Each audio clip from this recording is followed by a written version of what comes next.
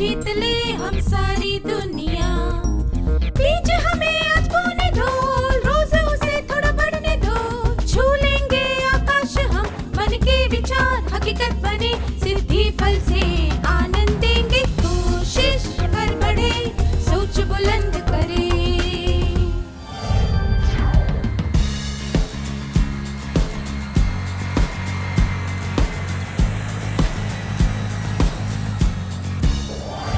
नमस्ते छात्रों, आशा करती हूँ कि आप सब मजे में हैं। पिछले सत्र में हमने सीखा था अच्छे टीम नेता के गुण, टीम के सदस्यों के गुणों को पहचानना, प्रभावपूर्ण वार्तालाप, कुशल नेतृत्व, निष्पक्षता, सुलभता।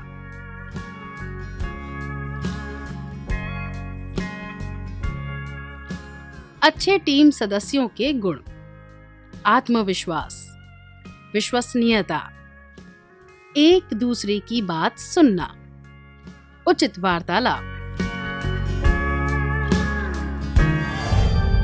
क्या हम अच्छे टीम नेता के कुछ और गुणों के बारे में जाने?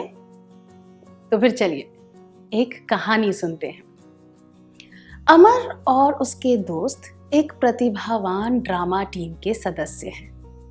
आमतौर पर मुख्य किरदार की भूमिका अमर को ही दी जाती है, पर इस बार उसकी शिक्षिका ने यह निर्णय लिया कि होनहार नरेंद्र को मुख्य भूमिका निभाने का मौका दिया जाए। अमर के लिए इस परिवर्तन को स्वीकार करना मुश्किल हो रहा था। जब नरेंद्र ने अभिनय करने के बारे में अमर से कुछ सलाह मांगी, तब अमर ने उसकी मदद नहीं की। किसी न किसी बहाने से अमर ड्रामा की रिहर्सल में बाधा डालता रहा। वह मंच की व्यवस्था और लाइट का प्रबंध करने में भी माहिर है, पर उसने इस काम में रुचि नहीं ली। वह रिहर्सल भी अधूरे मन से कर रहा है। उन्होंने एक प्रतियोगिता में भाग लिया और इससे टीम के प्रदर्शन पर भी असर पड़ा। उनकी टीम हमेशा इनाम जीत कर आती थी। आज वह बिना जीते वापस आई।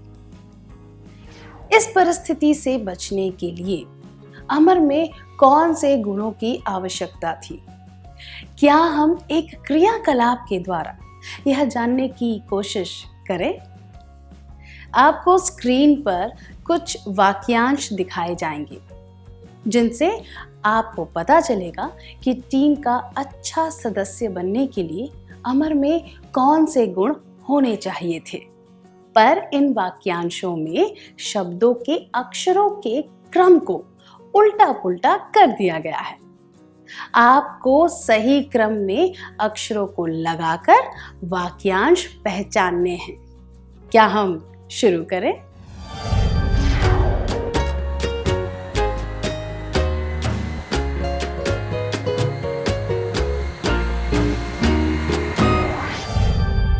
धन्यवाद। क्या हम सही जवाब देखें?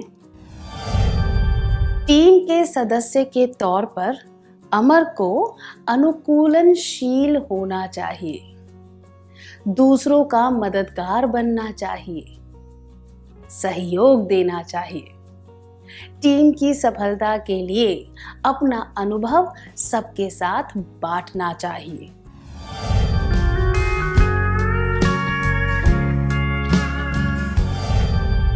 दूसरे शब्दों में कहें तो अगर अमर अनुकूलनशील, मददगार, सहयोगी और सहभागी होता, तो शायद उसकी टीम को फिर से एक इनाम मिल सकता था और वे अपनी सफलता का रिकॉर्ड बनाए रख सकते थे।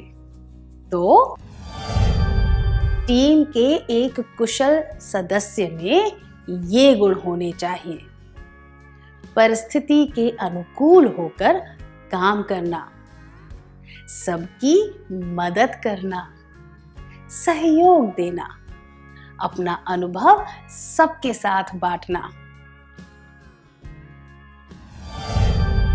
अब इस परिस्थिति पर ध्यान दीजिए। आप और आपके सहपाठी एक नृत्य कार्यक्रम का अभ्यास कर रहे हैं। नृत्य की कोरियोग्राफी आपने की है। टीम के 2 सदस्यों को नृत्य का कुछ हिस्सा करने में परेशानी हो रही है। आप क्या करेंगे? 1. अगर नृत्य का वह हिस्सा हटा दिया गया तो मैं नृत्य में भाग न लेने की धमकी दूंगा या दूंगी। 2. मैं उस हिस्से को उचित तरह से बदल दूंगा या दूंगी। 3. मैं कहूंगा या कहूंगी कि उन्हें नृत्य करना आता ही नहीं है। नृत्य का एक हिस्सा हटाए जाने की वजह से टीम को छोड़ने की धमकी देना या फिर दूसरों पर इल्जाम लगाना कि उन्हें नृत्य करना आता नहीं है, ये अनुचित व्यवहार है। ये दर्शाते हैं कि आप दूसरों का आदर नहीं करते, सहनशील नहीं हैं और ना ही अनुकूलनशील हैं। टीम का कार्य करते समय ऐसा व्यवहार उचित नहीं होता। नृत्य की कोरियोग्राफी ऐसी होनी चाहिए कि सब लोग नृत्य कर सके या फिर जिन लोगों को नृत्य करने में कठिनाई हो उनकी मदद करें। खुद की इच्छाओं से ज्यादा टीम के काम और लक्ष्य को महत्व देना चाहिए।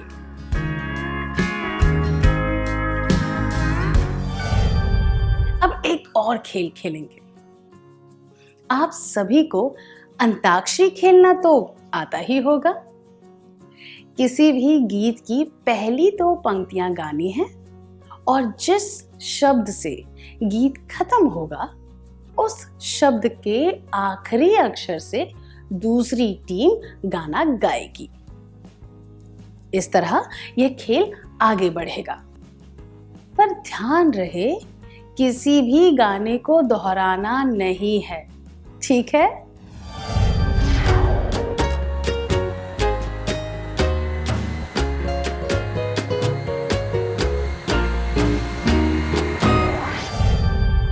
बहुत बढ़िया, धन्यवाद। आपने खेल कैसे खेला? 1 मिनट के लिए सोच कर बताइए। जब पहली टीम ने गाना गाया तब दूसरी टीम इस बात पर ध्यान दे रही थी कि इसके बाद उन्हें कौन सा गीत गाना है। जब एक सदस्य गीत के बारे में सोच रहा था तब दूसरे ने तुरंत एक गीत सुझाया। सभी पूरी मस्ती और उत्साह से मिलजुल कर खेल रहे थे। सबने अपनी अपनी भूमिका अच्छी तरह निभाई। जब टीम में उत्साह होता है और सब साथ मिलकर काम करते हैं तो टीम का काम अच्छी तरह होता है। इसीलिए टीम का अच्छा सदस्य बनने के लिए ये गुण महत्वपूर्ण है। टीम के एक कुशल सदस्य में ये गुण होने चाहिए: उत्साह से भाग लेना, पूरा योगदान देना। अब इस परिस्थिति पर नजर डालिए। आपकी टीम और दूसरी टीम के बीच रस्साकशी का मैच है। दोनों टीमें बिल्कुल डटी हुई हैं। आपकी टीम के एक सदस्य की हथेली रस्सी से छिल गई है। उसने रस्सी खींचना छोड़ दिया है और इस वजह से आपकी टीम की ताकत कम हो गई है। आप क्या करेंगे? 1.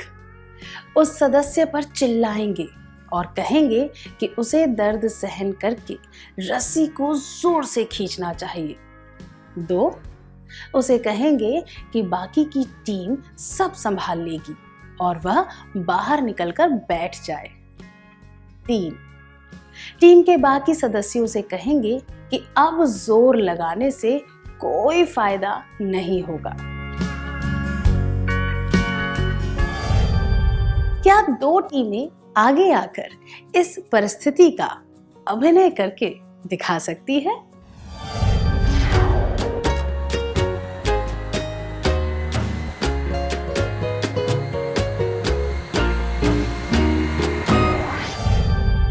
धन्यवाद।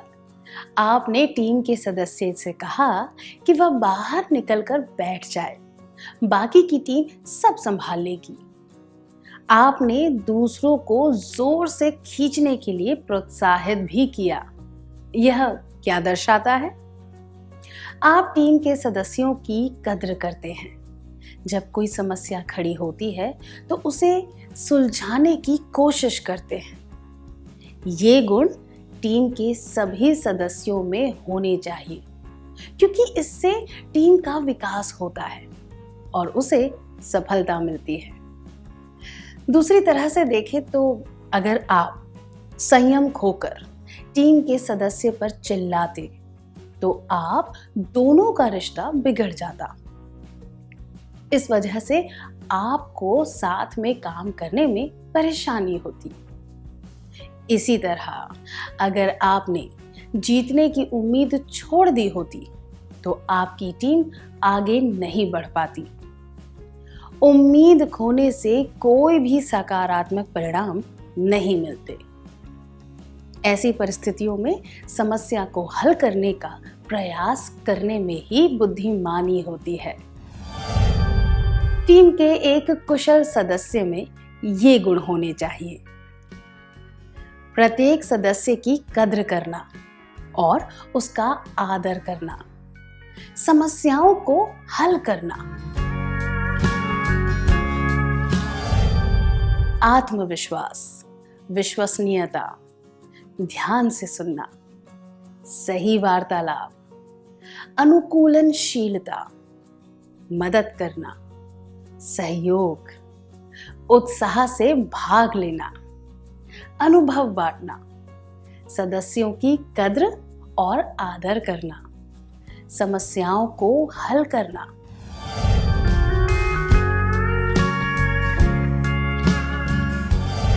इन सब गुणों को साथ रखकर इन्हें टीम भावना का नाम दिया जा सकता है। संक्षिप्त में कहें तो व्यक्तिगत स्वार्थ से हटकर समूह के हित पर ध्यान देने से और टीम भावना से काम करने से टीम को सफलता मिलती है। मैं दोहराती हूं, व्यक्तिगत स्वार्थ से हटकर समूह के हित पर ध्यान देने से और टीम भावना से काम करने से टीम को सफलता मिलती है। उदाहरण के लिए, जब कोई फिल्म हिट होती है तो सारी प्रशंसा पर्दे पर दिखने वाले कलाकारों को मिलती है, पर फिल्म को सफलता केवल उनकी वजह से नहीं बल्कि उन सैकड़ों कर्मचारियों की वजह से मिलती है जिन्हें कोई देख नहीं पाता। टीम को सफल बनाने में वे भी अपना अमूल्य योगदान देते हैं, पर उन्हें वह प्रशंसा नहीं मिलती जिसके वे हकदार होते हैं। फिर भी वे काम करते रहते हैं। अगर वे यह टीम भावना नहीं दर्शाते तो टीम को सफलता नहीं मिलती। हर एक सदस्य में टीम भावना होनी चाहिए। केवल फिल्म जगत में ही नहीं बल्कि कई क्षेत्रों में लोग पर्दे के पीछे काम करते हैं। अब टिम तारे का ही उदाहरण लीजिए। आप केवल वीडियो में दिखने वाले प्रस्तुतकर्ता को देखते हैं, पर ऐसे कई लोग हैं जिन्होंने ये वीडियो बनाने में अपना योगदान दिया है। कुछ लोगों ने इस सत्रों को बनाने के बारे में सोचा, फिर कुछ लोगों ने इन्हें लिखा, कुछ लोगों ने वीडियो बनाए, कुछ ने संगीत दिया, फिर वीडियो में दिखने वाले एनिमेशन किसी और ने बनाए। डीवीडी बनाने वालों ने इसे डीवीडी का रूप दिया।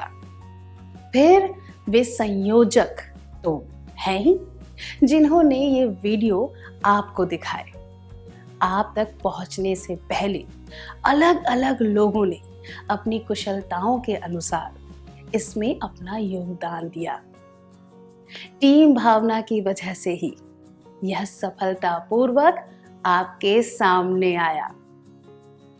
टीम भावना वह योग्यता है जिसकी वजह से सब साथ मिलकर काम करते हैं, यह जानते हुए भी कि व्यक्तिगत योगदान के लिए उन्हें कोई सार्वजनिक प्रशंसा नहीं मिलेगी।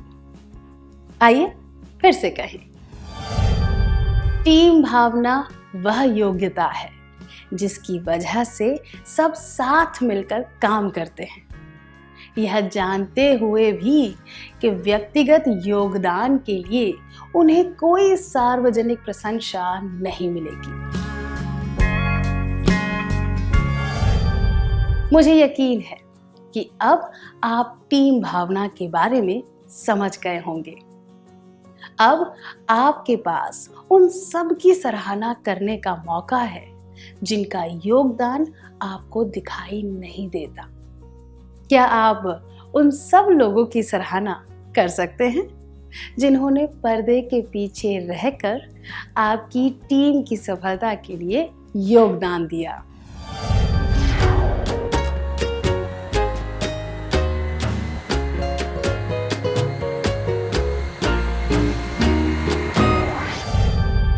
धन्यवाद। जब हम एक टीम की तरह काम करते हैं, हम एक दूसरे को समझ पाते हैं और स्वार्थ की भावनाओं से ऊपर उठ पाते हैं। हमें इस बात को ध्यान में रखना चाहिए और किसी भी परिस्थिति में टीम भावना दिखानी चाहिए, चाहे वह घर हो, स्कूल हो या फिर कोई और जगह। क्या अब हम सत्र का सार संक्षेप कर लें?